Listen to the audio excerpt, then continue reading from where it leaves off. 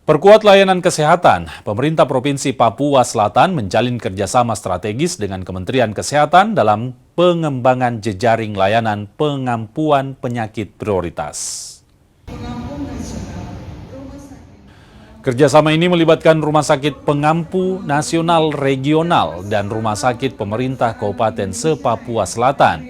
Kerjasama ini memperkuat jejaring layanan melalui sistem pengampuan antara rumah sakit pusat dan daerah. Papua Selatan saat ini memiliki 8 rumah sakit dan 85 puskesmas yang tersebar di 4 kabupaten. Sebagai provinsi baru, Papua Selatan masih menghadapi berbagai keterbatasan dalam pelayanan kesehatan. 3 hal yang tadi Pak Direktur sampaikan, baik sarana-prasarana kesehatannya, kemudian peralatannya, equipment kesehatan maupun SDM-nya. Masih banyak masyarakat yang selama ini harus dirujuk ke kabupaten maupun ke luar daerah, karena di provinsi kita belum bisa memberikan pelayanan kesehatan.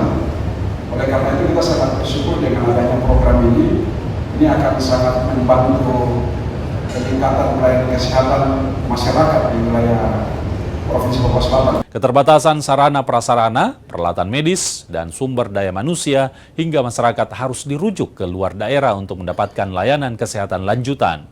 Dengan program ini, masyarakat Papua Selatan dapat memperoleh layanan kesehatan lanjutan lebih cepat, dekat, dan merata.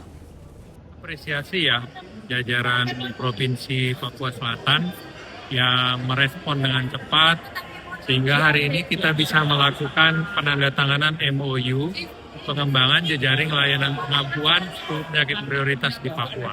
Jadi pemerintah pusat berkolaborasi dengan pemerintah daerah itu memang memiliki kewajiban menyediakan akses layanan kesehatan yang berkualitas dan terjangkau bagi seluruh masyarakat di seluruh wilayah Republik Indonesia. Nggak dibeda-bedain ya.